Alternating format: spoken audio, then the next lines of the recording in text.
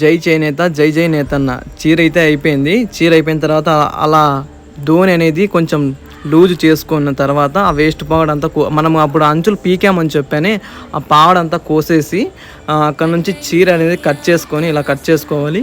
ఇలా కట్ చేసుకున్న తర్వాత నీట్గా కట్ చేసుకోవాలి. ఇది చాక్ అనేది షార్ప్గా ఉంటే చీర అనేది కొంచెం కట్ అయ్యే అవకాశం ఉంటుంది. ఇంకా అక్కడ నుంచి ఆ గుంతలో నుంచి చీర అనేది బయటికి తీసుకొచ్చేసి ఇది కూడా చాలా బరువుగానే ఉంటుందండి.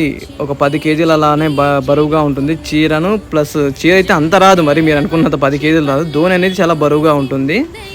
అక్కడ రగ్గు మీద పెట్టేసిన తర్వాత మనం కొంచెం నేసుకొని ఉంటామే, దాన్ని కట్ చేసుకొని ఇక్కడ గంట్లు వేసుకోవాలి. ఈ గంట్లు వేయడం అంటే నాకు చాలా అంటే చాలా ఇష్టం. చీరకి అందం గంట్లు.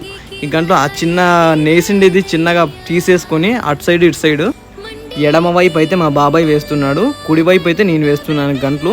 చూడండి గంట్లు వేసే విధానం అంటే నాకు చాలా అంటే చాలా ఇష్టము. ఇప్పుడు కొన్ని పోగులు తీసుకొని అలా ముడి వేసి అలా ఎంచక్కగా గంటు వేస్తే చీరకి పర్ఫెక్ట్ అంటే పర్ఫెక్ట్ లుక్ వస్తుందండి. ఎంత బాగుంటుందంటే చీర అనేది అంత అందంగా చీర అనేది కనిపిస్తుంది.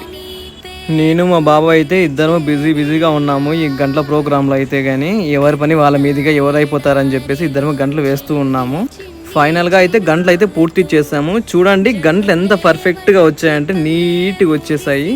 ఈ గంటలు వేసే విధానం అలా ఉంటుంది. గంటలు వేసిన తర్వాత కానీ ఎంత బాగుంటుందంటే చీర అంత బాగుంటుంది. వీడియో నచ్చితే లైక్ చేసి సబ్స్క్రైబ్ చేయండి. జై చేనేత.